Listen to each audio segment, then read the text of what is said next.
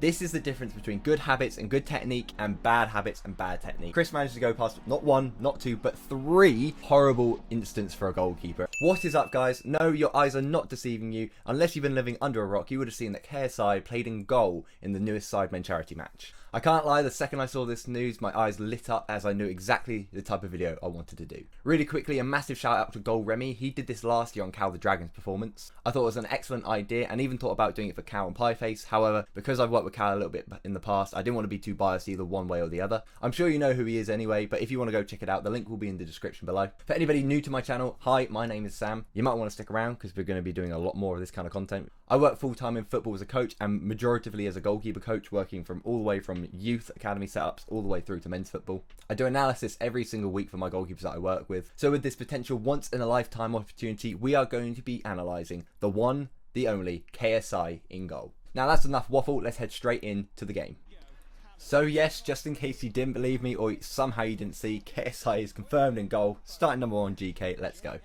And here we go, we are officially underway. KSI's in goal for the charity match. These kind of early segments of the game, you kind of just want to keep it tight, keep it clean, and especially if you've never really played in goal before, make sure you're not under too much pressure early doors. Unfortunately for KSI, nobody seemed to tell Theo Baker this, who actually drives into the box within the first minute of the game. You can kind of see JJ's positioning, and again, I don't really blame it. It's your first 10 seconds in the game, maybe. Now, what JJ does here is completely natural, and you see a lot of goalkeepers who aren't used to being in goal do this. They kind of use their post as a little safety blanket. They're thinking, as long as I don't let it in the near post, I'm doing okay. The problem is, because he's not stepped forward, he's not cutting down that angle, and also he's left a lot of space over to his open side. I think Theo saw that, thought maybe I can go do it, but luckily for JJ, he can't quite hit the target. This was one thing I was really interested in from off the bat the second I heard JJ was in goal. A lot of non-goalkeepers will kind of bring their back line in just to make it a little bit easier for him, and within the first minute we're already seeing what JJ kind of wants to do, and he does actually really progress it later in the game, maybe a little bit too much at times. We'll touch on that, but he does actually bring him in. He builds that confidence early doors when, you know, the rest of the opposition team might not be completely switched on yet. They are quite deep at the moment, and later on in the game he starts going on a mad run from this kind of position. Here we go again, pulling his left back. All of a sudden Nico's not too sure where to go. He tries to go for the little out ball. That's not actually too bad of a clip, straight over to the left side, and what a crunching tackle. Really good little steal from Chris, who plays it into Nico, who is actually onside. This is a really interesting case of, again, JJ is actually a very confident guy. He called that I've got the ball, as you can probably hear in this conversation here. That is audacious from Razorbeam there.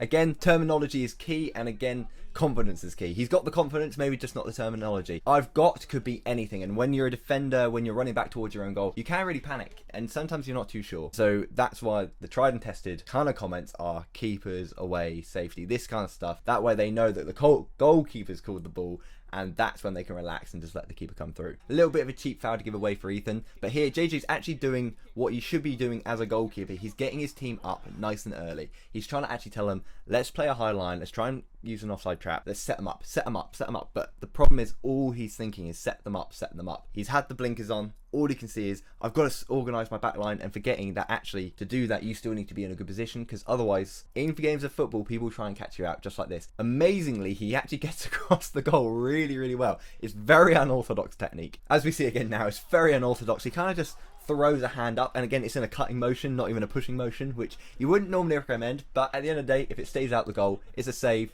and you've done your job. Again here, I think JJ's just trying to be a little bit too busy. He's taking it maybe a little bit too much to heart. I have to be impactful, I have to be involved, I have to be involved. Or actually, if you come for the ball there, you've got to make contact, you've got to get it away. If not, you set back to your line and help your team out. Another short goal kick, but we kind of see him build into this as it goes on. And again, they're in complete space, so it's not actually a bad option. This is one of the rare instances where we actually see JJ kick a longer goal kick. He does put a lot of power into it. It's not as much technique. Toby's not really helped him with the back pass, essentially. But I've seen a lot worse in these kind of charity events. Actually, it's not too bad of a goal kick. He sees Toby in space. It's just unfortunately the play breaks down a little bit with a bit of a mistimed header, let's say. Again, another great ball from Chris into Nico.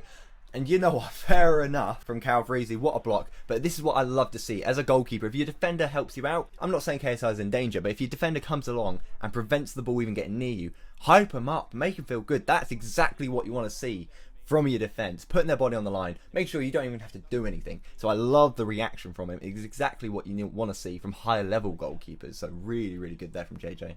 This is a really underrated ball from Philly. Again, KSI's positioning is good, but he's decided to retreat to his line. I think that's the right decision. He's got 3 defenders there. Unfortunately for KSI, Chris managed to go past not 1, not 2, but 3, and also put it in the bottom corner. This kind of sums up goalkeeping a little bit. You can do everything right, but unfortunately sometimes things will still go against you. I don't think KSI's done anything particularly wrong here. It's just one of those footballing moments that you can do everything right and you still might get punished for it, but that's the nature of the position. This is a little bit of a warning sign for what Foch actually does later, and obviously high level goalkeepers will kind of pick this up, so will the outfielders, and they'll know that this guy actually wants to have a strike with his left foot at some distance, and actually if you keep giving him chances, he's going to get those rangefinders in and he's actually going to punish us. The one thing I think JJ does really well here is he's just watching it wide. It's good habits. It's all about good habits. He's not just stood there in the middle of the goal watching it go past like, yeah, that's fine. He's still making the movements towards it and making sure that he's just always in the right mindset. I really like to see that. Here we go, another long goal kick from JJ. I don't think he does too many more after this.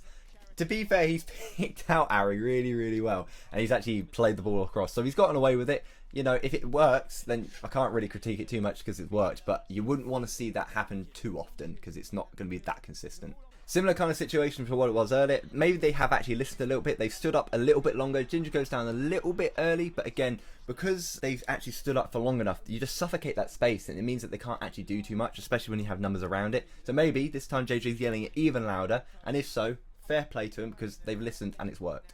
It's a small detail, but look how much KSI is actually trying to get him in. It's important to get these kind of moments of a full team talk where you have it. Water breaks are great for this. You don't have it in every single game, especially obviously in the winter. But while you have them, it's really good opportunity for gaffers to get as much information into them as possible instead of just trying to jerry patch over and over again. Back from the water break, we haven't actually seen too much action around JJ's goal so far, so the first thing he really has to worry about is organising from a corner. Again, he's nice and vocal, he's saying that they're overrun, he's trying to tell individual people as well where to go. He's not just saying, do this, do that, he's putting a name on it. We would love to see that. I mean, if it's on target, JJ's in trouble. So true. Just a little bit of disrespect from the commentator. I know, Spence, you're used to watching some maybe more consistent, higher quality play, but just because it's on target doesn't mean it's always going to go in. I mean, we've already seen him make a save. He has conceded one as well, but he couldn't really do too much about that. This will come back to bite me a little bit in the future, as I'm sure we all know what's coming. This is actually a really interesting segment of play. JJ is probably also realising that it is a really hot day. A lot of them are probably dying just for a half a second's worth of a break. So he does calm the ball down. He does calm the play down. I don't mind that. Chunks does come in to engage him in the press just a little bit late, and that does actually allow him to play out. Later on in the game, obviously, we see this again to the extreme with JJ, where maybe he holds it on to a little bit too long, but this way, it's been perfectly executed, and they actually go in and grab themselves a goal. And that's all from calming the play down, engaging the press a little bit, getting him a little bit uncomfortable, and then playing him behind. That is actually some really high level IQ play from JJ, and I don't think it got talked enough about in the actual moment. Now, this is a horrible instance for a goalkeeper. Again, JJ doesn't actually do anything wrong here, and you see the highest level of goalkeepers in the world concede these kind of chances. It's a little bit of a scramble. Philly managed to hold on to the ball somehow and actually plays it back to Chunks. And again, he set a shot from the edge of the box. JJ has that first initial shot covered absolutely comfortably, absolutely fine. Unfortunately, in goalkeeping, this kind of stuff can happen. It's come off the back. I think it was back of Harry's head. And again, like I said, you can see the best goalkeepers in the world concede these kind of goals. It's just one of those. I think this is the biggest difference between obviously the two goalkeepers we had in the goal this year compared to the two goalkeepers we had in last year. No disrespect to Cal or Pieface whatsoever. They're confident lads in their own regard, but XQC and JJ, they just exude confidence. It doesn't matter what kind of game they're having. They're just going to be chilling. He's relaxing. And that's almost what you want in these kind of games. So the second half is officially back underway, and an early shot straight away over to JJ. Just sees it out. Absolutely nothing. Calm down, absolutely fine. It is a little bit of a warning again from Max because he has taken another long ranger, and sometimes third time can be lucky. I do like this though. JJ from the goal kick, instead of just trying to punt it long or play it too wide, he sees Angry Ginger right there. He's very happy on the ball, very confident. It's like he is in every charity game he's ever been a part of. So gives him the ball, builds that confidence, builds that trust as well. Here it is, nice and early on. I do love this from JJ. Again, they've been under a little bit of pressure for the first minute and a half, so he's decided, you know what, I'm going to do the old goalkeeper trope. I'm going to go all the way down with the ball to secure it, not just do a kill. I'm going to secure the ball fully, and actually, you know what, it's a punt and it's a drop kick, but it's actually gone some decent distance. It's come down with a bit of snow on it, but you don't mind that if it finds its target. Again, we can't quite see it on screen, but apparently it's maybe a longer shot. And again, it's just a calming presence. He's gotten the ball down. He's played it out to Ginge. Absolutely no worries. Now we go on attack again.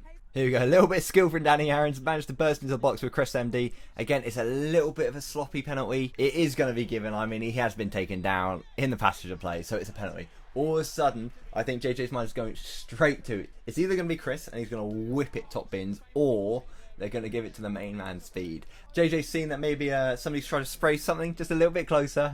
We don't want that. If Speed's going to score, Speed's going to score properly. Pushes him all the way back. He's right up in front of him. He's actually giving him the verbals. That's what we used to see a lot from goalkeepers. Obviously, it's been stamped out a little bit now. You've got to be really careful. You definitely wouldn't see this kind of stuff in a proper game. You know what? Mark Clattenburg has a reputation by many different football supporters, but in these games, he's been absolutely fantastic. Letting it flow. Letting them have these little moments. Enjoy it for the rest of the fans. It's actually really funny as well. But again, getting in his head over and over and over again. Not even questioning that he might score. He's telling him he will not score. He's not going to get a goal. Little bit of a FIFA taunt now from the goalkeeper. Don't mind it as well. If it works, it works. Speed steps up. It's an interesting position. He's behind the goal, so this is what you want to see. So you can step forward into a power step for your dive. But as we see here, he doesn't even really have to even step forward. He kind of takes one step forward. It's absolutely fine. Big celebration in front of the striker. Carl Cook actually put a video up the other day with my sponsors, Goalkeeper Anonymous, about I think goalkeepers should get 30 seconds to celebrate a big save. Just like this kind of instance, I think it would be fantastic. Keepers actually get a moment. We have our own celebrations. You can see he's gone to go to one side. He's shifted though. He's held his nerve. And actually, the reason why he's able to save that first penalty is because when he checks to go right, he's deciding, actually, I'm going to watch the flight of the ball as well. I'm not just going to gamble completely. I'm going to see my reactions are fast, they're good. I'm now going to step back and make the save. It's actually not a bad penalty save. Most of the time, if you put the ball down the middle, the goalkeeper's going to commit either a one way, and you're probably going to get a cheap, easy goal. This time, it doesn't happen. Now, I don't want to take anything away from Foch here, because that is actually a really, really good goal, especially for this level. Fair enough. The issue I have is nobody seems to have picked up that when he's on that edge of the box, on his left foot, a little bit of space, he's going to hit it. This is his third shot in these kind of areas, and the third one did go in. You can watch JJ for the save as well. It is right in the corner, but he does go down in a little bit of stages. Let's show it back. This is what I mean by going down in stages. When JJ stood up, he's into a decent set. He's not in a bad set. He's not even that bad a position. The problem is when he steps across, he then kind of falls down to his knees. Then he drops his hips. Then he kind of just tries to get some sort of hand on the ball. Here it is, into a decent set. Knees go down. Yeah, it's kind of just a push forward. And you can tell he's not properly extended for the dive because he's landed on his front. Again, in these kind of instances, you always want to land on your side. That means you've got the full extension of the dive. If you go down in stages, it's just taking more and more time to get there. And when the difference between a top quality save and conceding a goal can be like half a second, this is what can really come to bite you in the backside, just that little bit when in goal.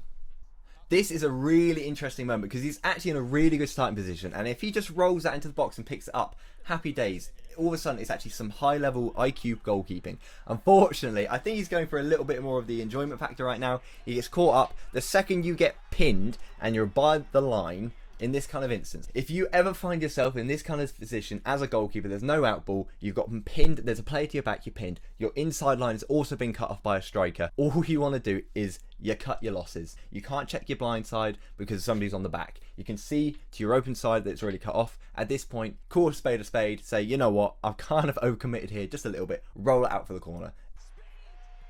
And to be fair, what a moment for Cal, what a block off the line. You don't get too many of those in your career, but you know what? Maybe JJ's seen something that none of us can see. Maybe he's just so ahead of the game that he knows if he does this, he'll overcommit the entirety of the YouTube All-Stars and they'll actually go up the pitch with one sweeping move with a counter-attack and actually get another goal. You know what? I take back everything. I think this man's just a visionary and we just cannot keep up with Pep Guardiola is just wishing he could be this good. At this point, every time Speed gets the ball, he is just trying to run directly towards goal. JJ does the right thing initially. He does start sprinting back. He then decides to slow it down. In this instance, he's actually pulled off a really good save. He's managed to get his body behind the ball. He's fully extended his arms up and he has pushed it over. However, if you look at his positioning right here, if you're up against a striker with maybe a little bit more experience in this kind of sport, all they're going to do is roll it into the near post. Here he is again from the corner, straight after the save. He's kind of gone for it and he's checked back. In these instances, you either go or you stay. You retreat back to your goal line and you make a reaction save, or you go and you take that ball. But if you go, you have to make contact. Again, the second ball's come in here. I think he's thought the first time I haven't gone for it enough, so this time I'm going to overcommit. I'm really going to go for it no matter what. We see he does. Unfortunately, he doesn't make that contact. If he makes contact there, it's the right decision. He's come out, he's cleared the ball. Unfortunately for him, he doesn't this time around. And I think that's a bit of an overcorrection from the first time round. 100%. He's realised that maybe he hasn't committed enough. And actually, if I'm going to impact this, I need to go for it. He's trying to overcorrect. You see it again with a lot of young goalkeepers. But it's not really necessary. He could have retreated to his line there. But again, they get away with it and they actually do counter up the pitch. So we pick it up. He's played a little roll out from his goal kick. And he's received the ball straight back from his right back, which you don't normally want to do. You don't normally want to play it straight back to your goalkeeper in that kind of pressure. But to be fair to him, the confidence is there. He's actually maintained his composure. And he's managed to actually get the ball out. And they've actually managed to break through the first line of the press. From this position, he's actually set up really nicely. Again, the double check from speed is where you then want to make a double movement, but obviously that's a little bit more advanced for what you might want to be doing. He's set originally in an okay spot with the defender on him as well. The second he then drags it past that defender, you want to be making that adjustment to make sure you are still in a good set. He doesn't really do that quick enough, but again, the ball's safe. Again, from the goal kick, he's decided to go short to Calfreezy again. He's gotten away with the first one, so I think he can get away with all of it. He turns his back, which is a very interesting decision from a goalkeeper. You kind of saw it earlier on when he was over further away out of his box. Unfortunately, normally what happens when you play it out to a fullback and they play it straight back to you in your box, you are going to be under an immense amount of pressure. What a regular goalkeeper would do in this kind of position is the second he plays it to Cal, he plays it onto his front foot, he tells him to step forward, take the easy yards, and then we play expansive football going forward. Unfortunately, I think because they've gotten away with it the first time, and maybe even the second or the third, they think, you know what, just give me the ball anyway, we're absolutely fine, just let's play it, I'll get out of it. Unfortunately, this time for him, he gets caught out. At this point, back to goal, in front of your goal, player cutting off your main pass, put it out for a corner and just wipe your hands of it, saying, you know what, we overcommitted there, I've taken too long on the ball, but it's not a goal, now we reset, now we go. Now, you might just say JJ's been really unlucky here, he just managed to drop the ball in the wrong position. This is the difference between good habits and good technique and bad habits and bad technique. Again, it's all about his hand placement, his body placement. We won't go into it in too much detail here, I don't want to bore you all, but because the body's not in line with the actual hands, if it slips down, it's always going to go one of either way, instead of forward, so you can smother down low. Again, when he's gone to collect that ball off the line, he's actually reacted very quickly. We will give him that, but the one-handed grab is what's ruined him here. I'm sure as footballers, not just goalkeepers, we've all had these moments with linos and with refs, but as you can see in the replays, it's very clearly crossed the line. This is something I've never seen before. He's actually out of position because he's too busy doing an interview on the edge of the pitch. Never seen that before. This is exactly why we don't see interviews with goalkeepers mid-game in a Premier League game. I have to be honest, the first time I ever saw this, I kind of picked it up from here and I was thinking, why is JJ committed so far up when he's got two bodies behind the striker? But actually, when you watch it back through, he's actually come through the strikers and the defenders have actually caught back up. This is a horrible position to be in for a goalkeeper because you've come forward thinking your defenders aren't going to get back in time. So you're going to come be a bold goalkeeper, you're going to come sweep the line, clear it all up for your team. The second your defenders get back, you then have to be asked a question. Are you still going to commit it and come through a lot of bodies, or are you going to start coming back? And in this instance, JJ actually does do the right thing. He notices very quickly, actually I've got two centre-backs on him, there's no pressure for me now, I can come back. A little bit of time wasting, maybe a little bit tired himself, he's just had to come sprinting out and then sprinting back. You see this all the time. My biggest advice is don't wait too long, because otherwise you could fumble the ball just like that. Wait for him to come in, the second you think they might take a kick, that's when you pick it up. Don't push your luck too much, fella.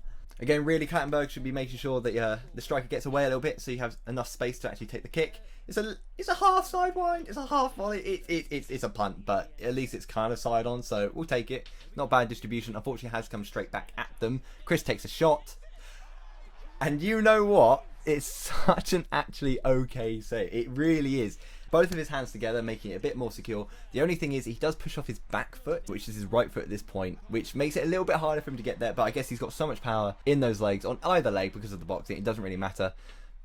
That's why it looks a little bit unorthodox, because instead of power stepping and taking a positive angle, he's kind of pushed off his back foot. So if you're wondering why it might have looked a little bit awkward, even though it wasn't actually too bad of a save, that's why he's just pushed off his back foot instead of his front foot. He's made a really good save. He should be really happy with it. Again, it's been quite a while since JJ's touched the ball, and you know what? That's not too bad. It's kind of a weird peacock position. I don't even know what you call him. Probably not peacock, but the fact that he kind of holds down on top of two legs is kind of strange, but actually he's managed to basket the ball, not go for a kill, but properly basket the ball. Happily days, he's then rolled the ball off to Ginge, and we just play on like it's nothing. Obviously that's just a new technique I've got to learn and teach the academy kids next week.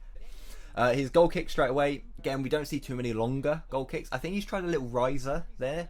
He's just managed to make the contact a little bit too long, so it's curled away. So it's kind of a weird situation here for JJ. He's kind of sitting really close to his near post, which right now isn't too bad. He is too close at this point. And the weird thing is, the second he decides to go is the one moment he probably shouldn't have gone. But again, it's just that little bit of not knowing where he should be standing and when he should move. He's been on his near post the entire time, and the one time that Chris actually gets the ball and he might try and play it a little bit sooner, that's when he's deciding to move, when really you want to be make sure you're set so you can then come on to the step instead.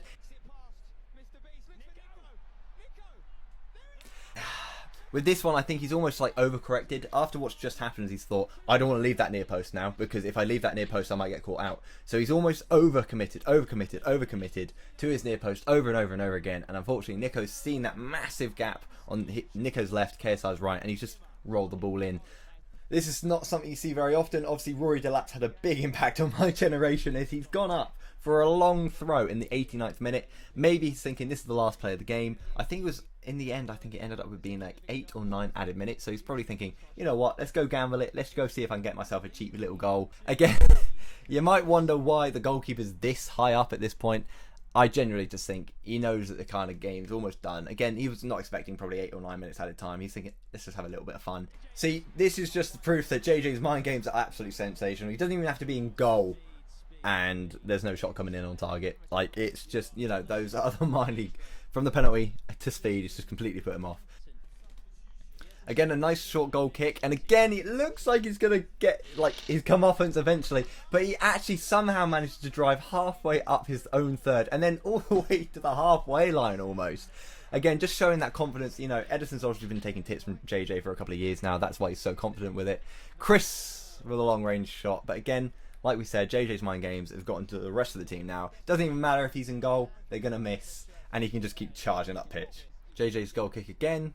It's not actually a little, it's not quite a clip, it's not also a long pass, it kind of bobbles up a bit, but that's not actually a bad ball. Right up the pitch, again, not inviting pressure at this point. He probably wants a breather, to be fair to him. So yeah, not a bad ball out. One of his better goal kicks, sorry. So how does he see here? Mini Mittens on the ball, size on the ball. JJ's pushed all the way up pitch. And again, I think right now, the YouTube All-Stars are too busy worrying about JJ being so high up that they're thinking, just get it away from him. We can't be memed on, we can't be clipped on. And actually, JJ being so high up inadvertently causes the next goal for the Sidemen team, just purely because he's adding a little bit of chaos on there. Bit of chaos in there. Instead of a striker doing it, the goalkeeper's doing that. What could be more terrifying than that? Here we find him again, further up pitch. Again, I wouldn't advise any young goalkeepers to be really watching JJ's positioning right now, but what I can say is, to be fair to him, when he's going up pitch, he is being impactful, he's adding a little bit of chaos. You know what, at this point, I'd just be really interested to see what JJ's heat map would be from this kind of game, just because he's so up and down all over the place. I think it would just be really interesting to see. It'd be the most unique goalkeeper heat map we'd probably ever see in our lives. Again, he's just made a great slide tackle, and he's still just remaining staying up. He doesn't even mind at this point. He's thinking, you know what, the goal's covered, I've got somebody on the line. Nice little volley away. It's just no pressure at this point. He's just playing the most outrageous role of sweeper keeper, or what you might call rush keeper from when you're back in school at this point. Again, JJ's on the edge of the box, somehow managed to get a shot off with the last play of the game. If that had gone in, that would have just rounded out such a peculiar goalkeeper performance. Unfortunately doesn't, and that's the last action of the game, and so the game does come to a close with Sidemen winning. So I thought we'd just quickly finish off with just going through FootMob's analysis of JJ's game. Again, minutes played 100. A match rating is 7.1. Isn't too bad considering the amount of times he was out of position. I would have thought they would have maybe docked him a few points for that, but you know what? Maybe they did, but it still doesn't matter. He's actually had not a bad game at all. Obviously, the own goal probably brought it down quite a bit, just purely because it was completely avoidable. But again, we don't talk about that. They still won 85. It's a good example of maybe good habits versus not being as experienced. And again, actually having a shot as well. I know it's in the last minute, but if that had gone in, he probably goes flying through the roof. It doesn't matter. He's had a shot and an own goal as a goalkeeper in a game. So I mean, at least it's interesting. But there we go. That was every key involvement from JJ in the Sidemen Charity Match 2023. Honestly, I don't think it was too bad a performance. Yes, you have to ignore maybe the own goal kind of situation and the interesting positioning towards the end of the last 10 minutes. When it really counted, other than a few moments, he did actually pull off some important saves. One of those intangible things you can't really talk about is how much he was communicating with his backline, especially in the first half. And you can't put a number on how well and how much that actually affects the team and how useful it is for him, but he did do it really well. And maybe it might have been more goals for the YouTube All-Stars if he hadn't done it. Obviously, JJ is a very athletic guy. He's very coordinated, all this kind of stuff. And genuinely, if he had maybe a little bit of coaching, he would probably be able to refine some of those bad habits and get some proper technique in. And if he went in goal next year, after maybe a couple of months of coaching, JJ, I'm always here if you want anything. I've offered to other guys already, so if you want to, he could actually put on a really good performance. I think shock a lot of people with just how good he could actually be in goal. But that's all we have time for from me today. My match day vlogs, which I haven't been doing for the last little bit just because I've been so swamped with work, will now be going up. We're going to have a little bit of a recap about what's happened in the season so far, and then we're going to play on and then have every single match for the rest of the season vlogged and see what it's like behind the scenes of the Step 5 team trying to make a promotion push. Please let me know what you think of this content. Again, I wanted to do it last year, but I didn't really feel right about doing it about people that I might have already worked with, and I didn't want to be biased, so I've left it for this year. And when I saw JJ go in and goal, my eyes lit up. Let me know what you think down below. Let me know if you want to see more stuff like this. We can obviously also cover XQC's kind of game, who did have a little bit more of a shaky game, but again, there's still always positives to talk about. Let me know in the comments down below. Make sure you like, subscribe, and share to a friend who might also enjoy this video.